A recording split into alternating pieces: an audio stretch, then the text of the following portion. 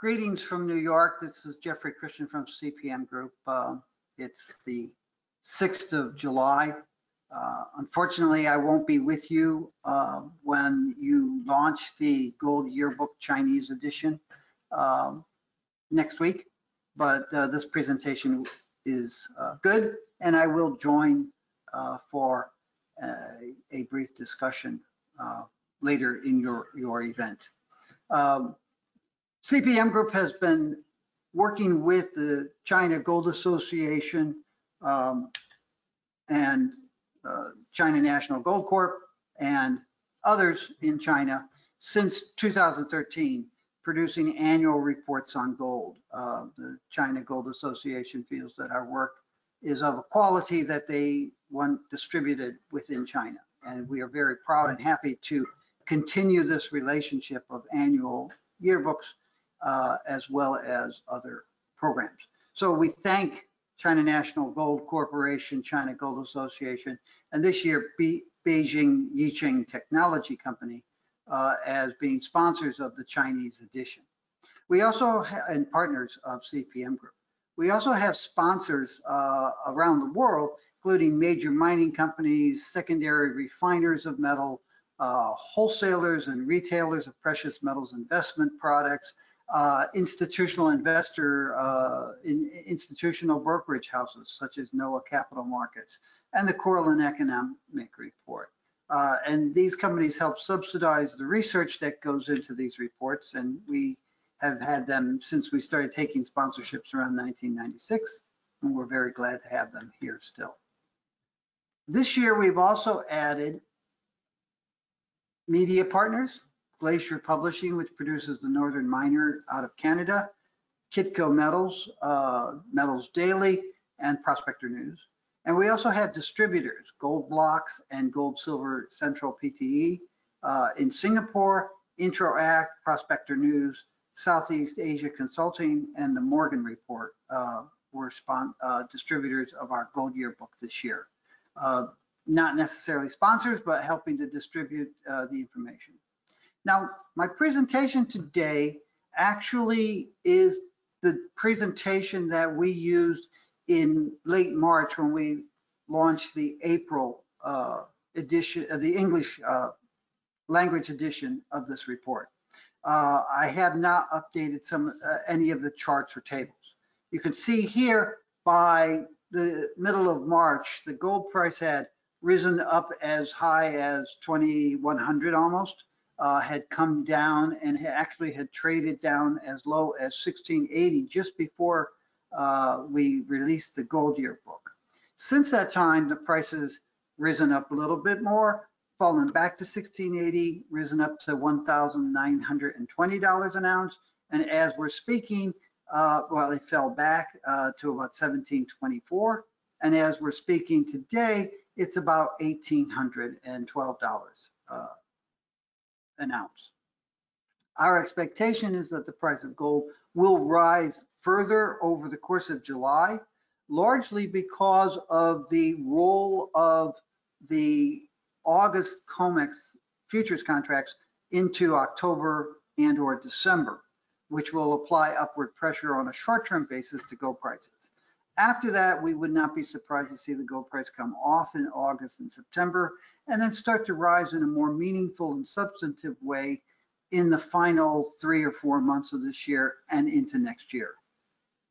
There are several things that were key developments last year that helped drive the gold price to a record price. One was that investment demand more than doubled. Investment demand on a global basis for physical gold had fallen very sharply in 2017, 2018, and 2019, down to about 17.5 million ounces in 2018, 18.2 million ounces in 2019. You'll see much different figures because they add in things that ought not to be considered investment demand. Last year, it more than doubled to 44.5 million ounces.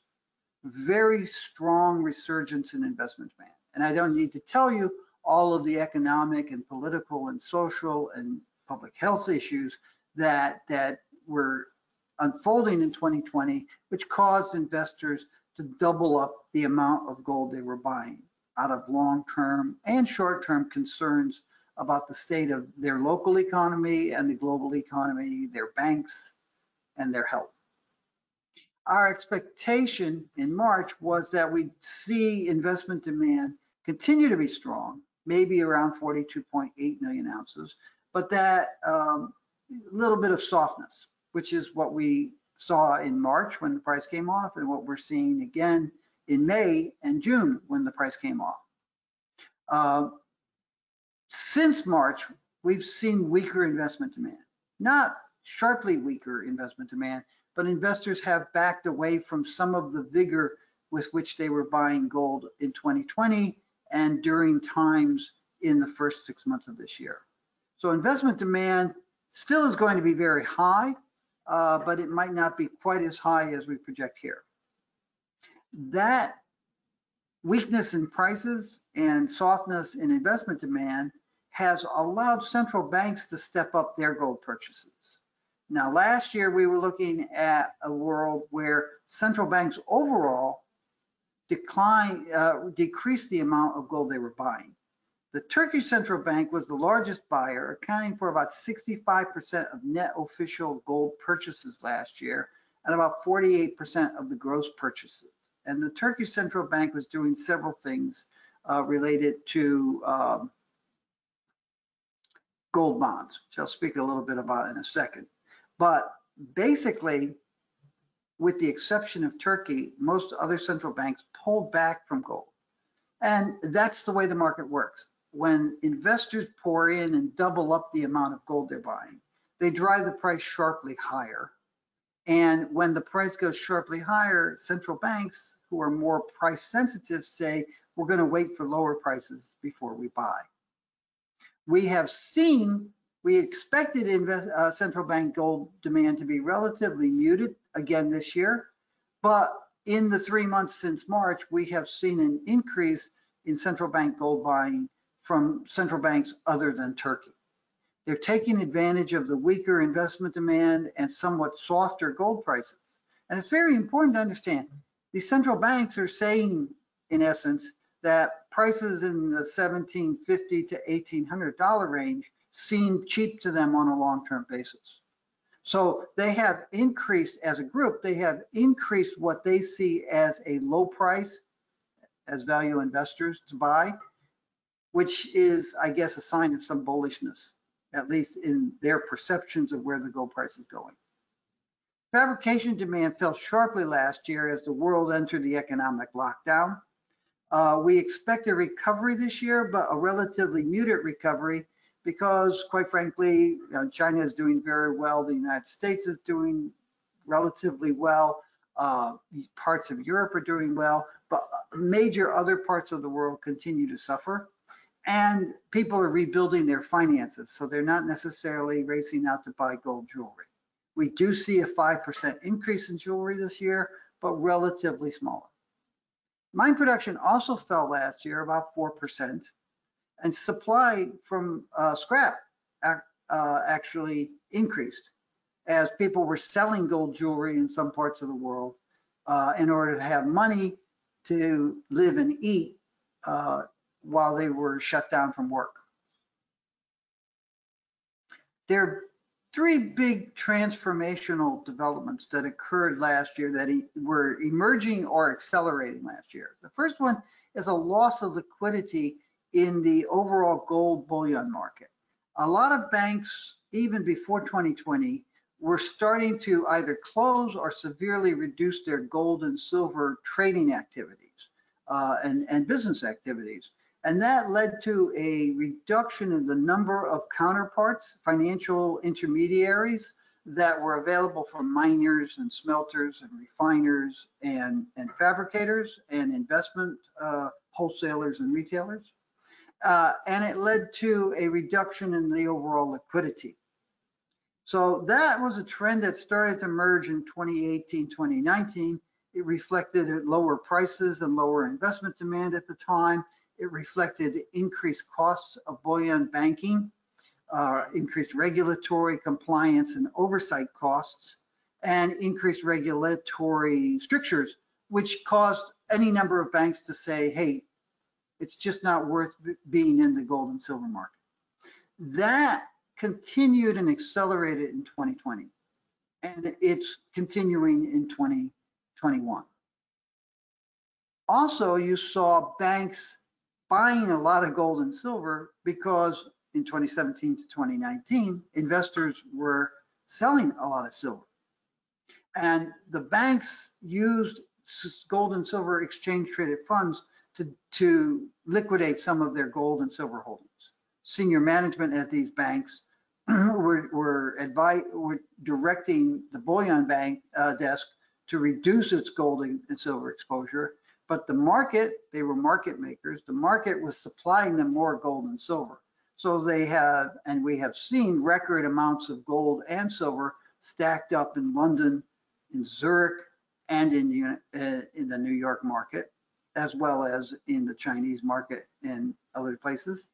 And some of the banks in London and in North America were using the ETFs to liquidate some of those gold and silver positions because senior management didn't want it. So they would sell their gold and silver, have gold and silver ETF shares, which they would transfer to the share trading department, and the gold and silver was off the books of the bullion desk. And then there's the Turkish bank. The Turkish central bank issued gold bonds and also started a gold leasing program. I guess I have that talking later. But they're very innovative projects. They're similar to projects that are going on in India and perhaps one other country. And they are indicative of central banks, at least these two central banks, saying, we have this gold, let's use it, which we think is something that needs to be done on a global basis, on an ongoing basis. I want to talk a little bit about monetary policy, inflation, and gold. Inflation has not been a problem. Now, this is only this inflation figure is only through the fourth quarter, and you can see it was relatively low. It has picked up, maybe 3% or so, maybe 4%, but that is a transitory increase in inflation predicated on coming out of the lockdown, looking at just mathematically conditions in the second quarter of 2021 compared to conditions in the second quarter of 2020 when the world was on lockdown. So inflation, we don't necessarily see it as a problem. We see somewhat higher inflation, but we see it not being problematically high. We don't see it confounding monetary policies. And I have to say, you know, if you look at money supply, and I'll show you some charts in a second, money supply is not necessarily going to be hyperinflationary. And the real economy has a lot of deflationary pressures that have actually been accelerated due to the lockdown and pandemic, which will counter any monetary inflationary pressures. So we still don't see inflation as being a problem. Interest rates started to rise early this year in the United States Treasury bond market. These are 10-year bond yields. They rose sharply.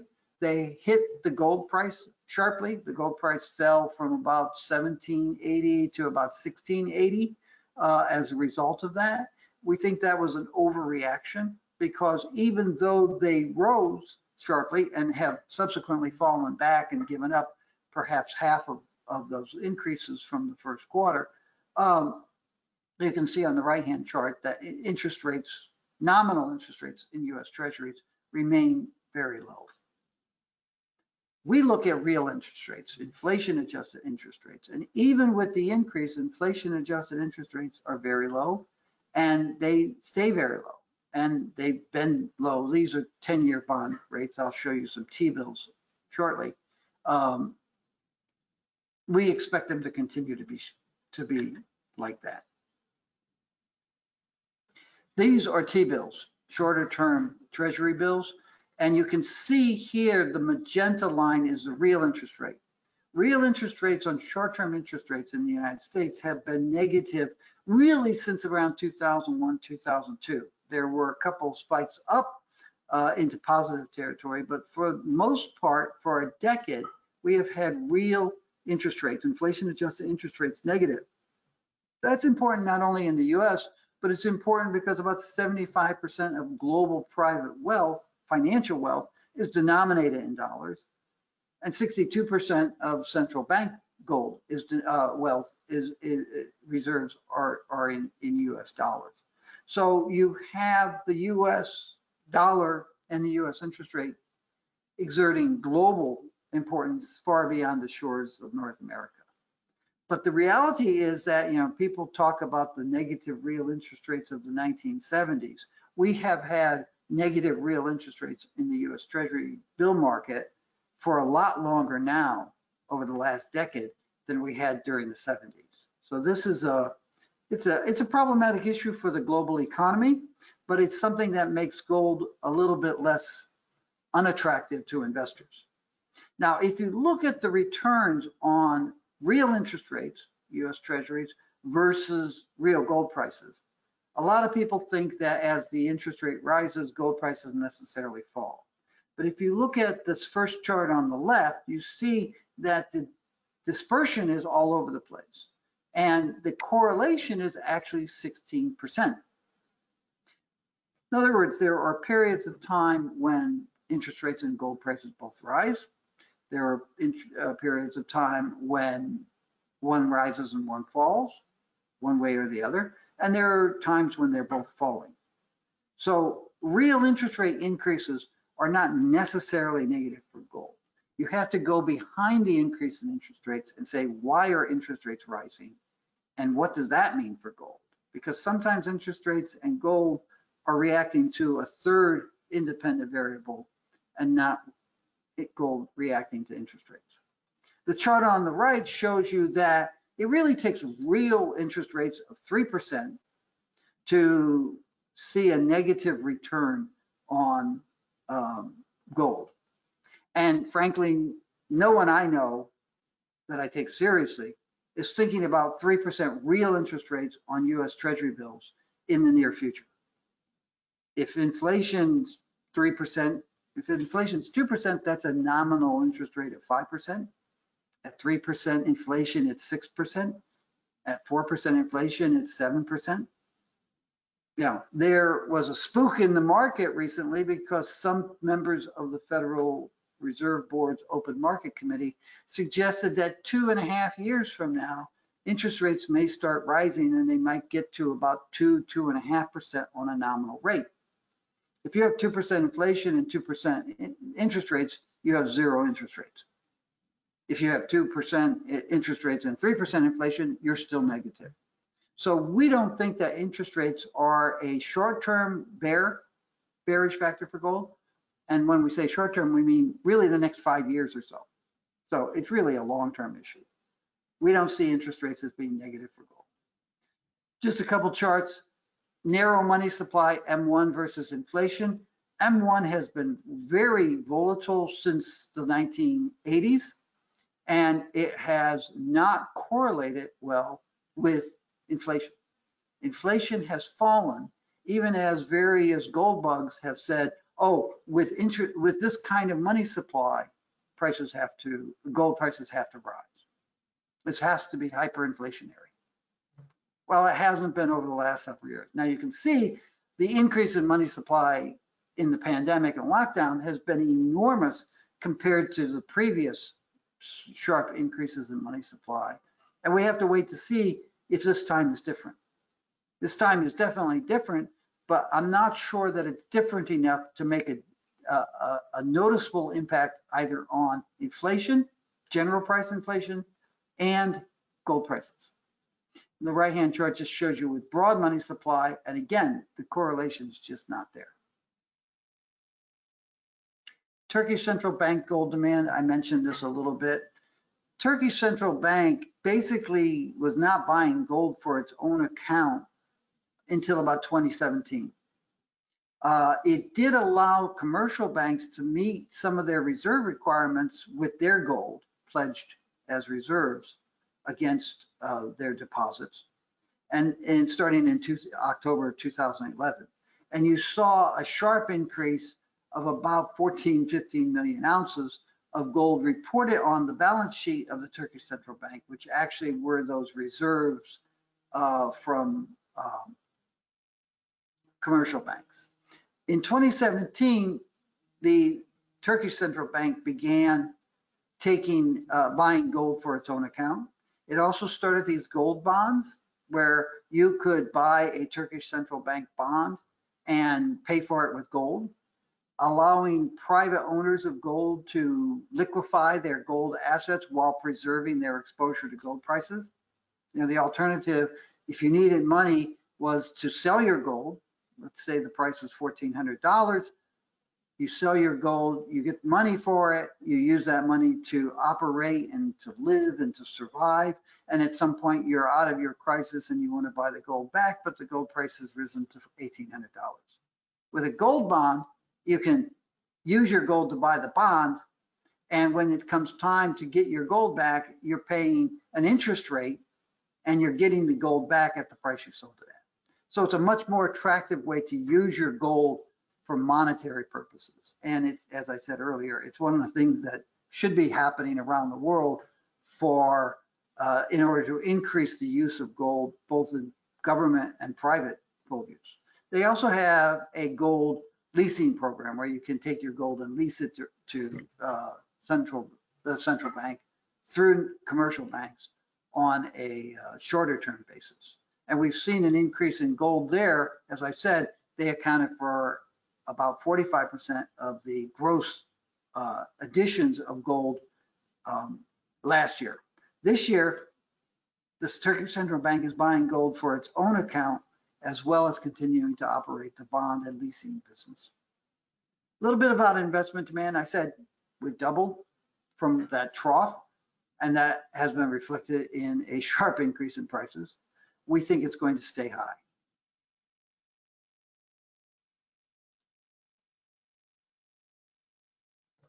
Inflation, again, we don't think it's going to be a problem. The dollar, anybody who's predicting the imminent death of the dollar is probably going to be surprised in a negative way. Gold, the dollar ultimately has a lot of problems, but it also has a lot of hegemonic power that will keep it alive for a longer period of time. So we expect the dollar to move sideways to lower, but not to collapse and not to skyrocket. As I said earlier, one of the things that's strength for the dollar is that 62% of foreign exchange reserves held by central banks are dollars, and about 75% of private financial wealth is dollars. And that gives the dollar a base, because if you owe the world enough, you can sort of dictate your own terms.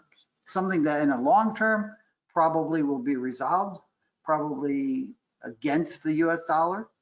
But for now, the dollar has the support of the fact that most of the liquidity in the global financial markets and central banks is in dollars.